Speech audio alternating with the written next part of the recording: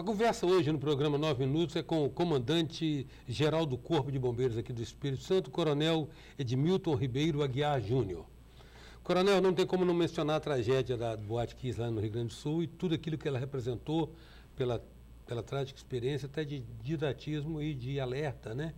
Isso impactou muito a rotina de vocês aqui no Espírito Santo? Sim.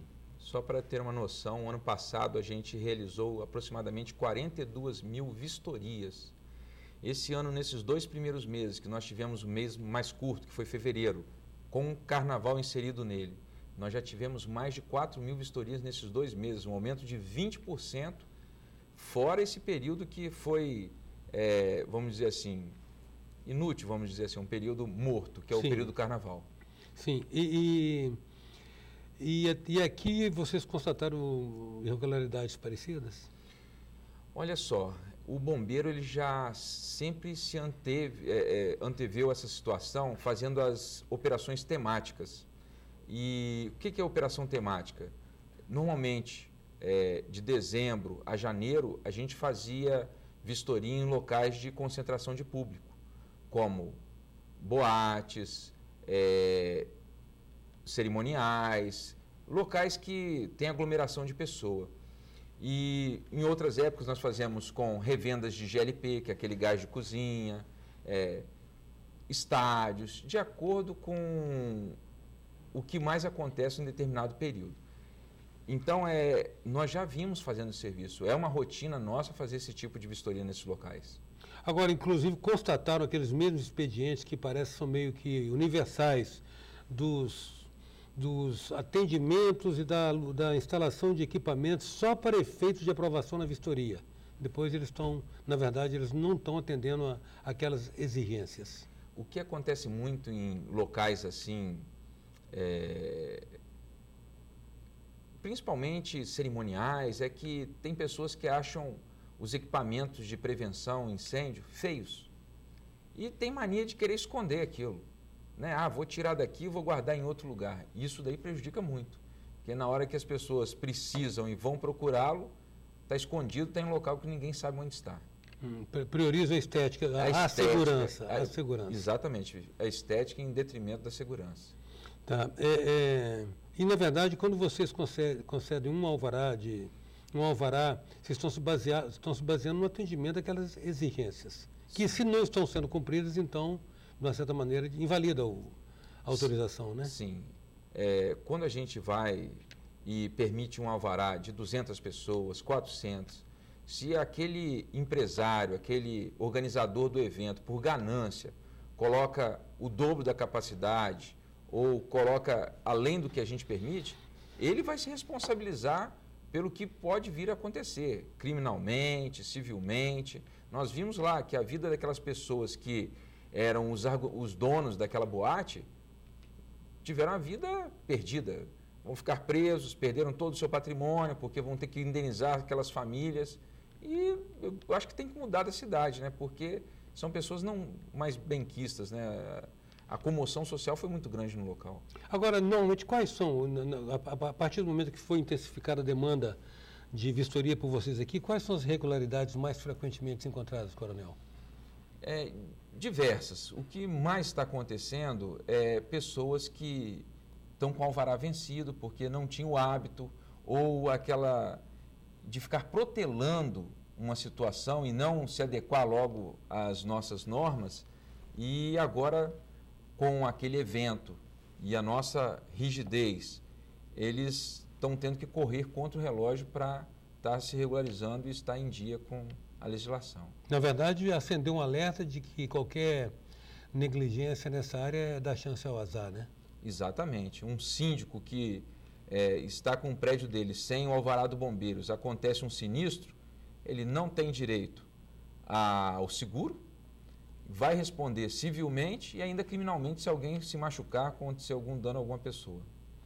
Agora, houve mudança? Aquilo ali inspirou algum tipo de mudança em legislação, Coronel? A nossa lei já é uma das mais modernas do país. Nós temos uma lei, um decreto e 20 normas técnicas. Mas todo evento, nós fizemos um estudo de caso E em cima desse estudo de caso e fazendo uma análise comparativa com outras legislações e ainda com relação aos países desenvolvidos, primeiro mundo, nós observamos que a gente poderia ainda melhorar um pouco mais a nossa legislação, e estamos fazendo isso. Cabe ainda alguns aprimoramentos? Cabe sim. Às vezes, por exemplo, um local escuro, igual uma boate, a nossa iluminação de emergência não era tão clara. Nós agora estamos exigindo um outro tipo de iluminação de saídas de emergência.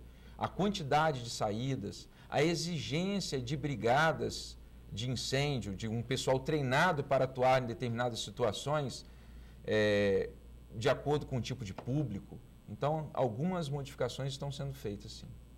Tá. E isso significa que elas estão sendo feitas, mas haverá uma tramitação até que elas entrem em vigor? Já estão em curso essas mudanças? Em que pé está isso, coronel? Sim, elas estão tramitando, o prazo até da comissão está se expirando para me apresentar o projeto, e o que precisar ser feito através de lei vai ser encaminhado à Assembleia para ser modificado. Outras, internamente mesmo, através de portaria deste comando, nós vamos estar regulamentando essas normas. Em 9 minutos, hoje nós temos a presença do coronel Edmilton Ribeiro Aguiar Júnior, comandante-geral do Corpo de Bombeiros do Espírito Santo. A gente volta já.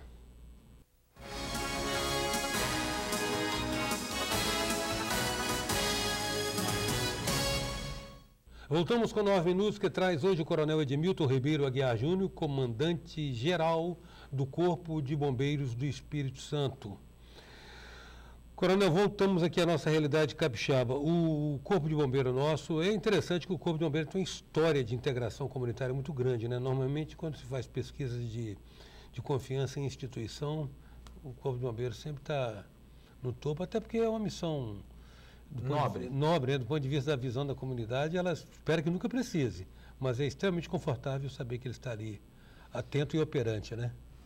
Mas em contrapartida isso traz um peso muito grande, de você estar a cada dia buscando um serviço que vai ao imaginário dessas pessoas em termos de qualidade, né? Então, por isso que a gente tem que ter uma tropa capacitada, treinada. Quando eu assumi o comando, eu tive algumas premissas.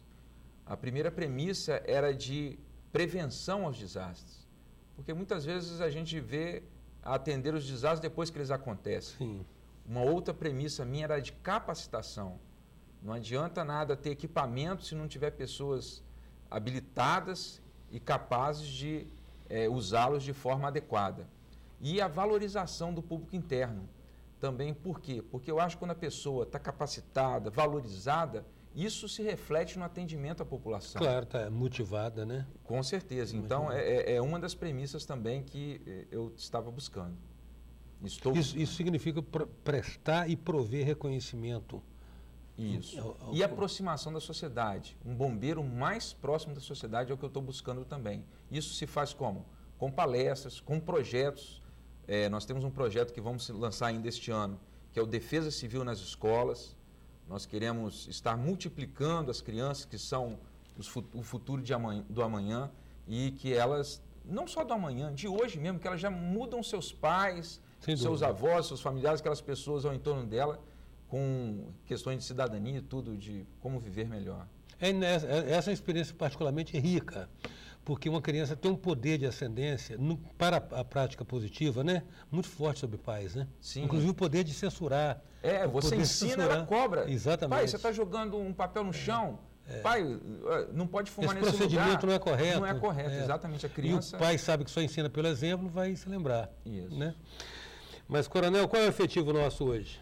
Hoje nós temos 1.221 homens, sendo que o previsto nosso é de 1.300. O governador já autorizou, nós temos até com uma turma agora fazendo o teste físico, fizeram o teste físico ontem, hoje, amanhã, o último dia, que é natação, para mais 80 pessoas estarem ingressando no nosso quadro para fazer o curso de soldado, e nós vamos chegar aos 1.300. Coronel, por curiosidade, quais são os testes de aptidão física? De natação, qual é o teste de natação? Natação são 200 metros. 200 metros? No mar. 100 metros indo, 100 metros voltando. 2 piscinas olímpicas? 2 piscinas olímpicas. Isso. E tem ainda subida na corda. barra, a corrida, o apoio sobre o solo. A corrida deve ter parâmetros de tempo, né? 12 minutos. 12 minutos? Em qual percurso? Então, aí varia a questão da nota, mas é 3.200 metros. Assim, para tirar a nota máxima, né? 3,2 km em 12 minutos. Isso daí é para tirar a nota máxima. Tá. O bombeiro ainda é uma das últimas trincheiras do machismo ou tem mulher também? Não, nós temos um quantitativo de mulheres. As mulheres são, inclusive, muito boas na questão de análise, na questão do atendimento com o público. Então, elas têm o lugar delas. E as exigências de provas, os testes, são os mesmos? No Brasil, nós ainda diferenciamos. A prova das mulheres, a gente vê a compleição física das mulheres.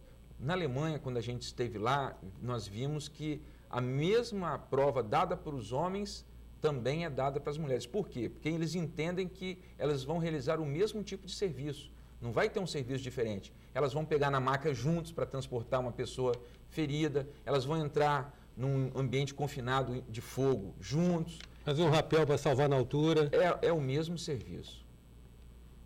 Mas isso não inspirou vocês a mudar esse critério, não, né? Tem ainda aqui no Brasil ainda uma certa machismo, vamos dizer assim. As pessoas ainda tratam a mulher com mais uma diferença menor, mas para melhor, né? Respeitando a compleição física delas. Coronel, quais são as operações de alta complexidade que o senhor menciona aí? Bem, o bombeiro, a gente diz assim que é uma verdadeira panaceia. Quando nada mais funciona, não tem a quem pedir por socorro, pede-se ao bombeiro, né? Mas nós atuamos em mergulho, em salvamento aquático, em praias, em salvamentos terrestres, que é quando a gente vai retirar as pessoas de dentro de veículos, né? Fazer os desencarceramento, o salvamento aéreo. Já aconteceu, muitas vezes a pessoa ficar pendurada em pedras, voando de ultraleve ou outros equipamentos assim. Defesa civil. Então, a atividade nossa é muito amplo o nosso leque de ações.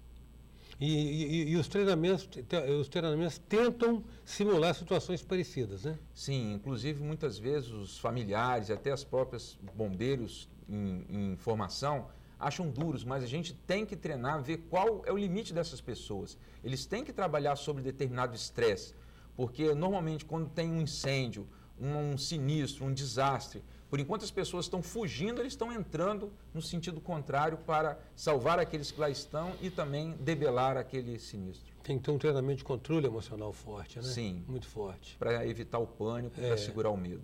Para segurar o medo. Aliás, lutar contra o medo que é o grande desafio, né? Exatamente. Que é o grande desafio. Bom, finalmente, Coronel, estou muito grato. Quero perguntar ao senhor o seguinte: ser bombeiro é vocação ou ocupação? Bem, hoje em dia, com a questão da geração Y, a gente tem visto que algumas pessoas estão ali de passagem querendo algo melhor. Mas tem aqueles também que são vocacionados, que sonharam em exercer a profissão. E esses são os melhores. Agradeço muito, Coronel, a sua presença aqui no nosso 9 Minutos. Obrigado.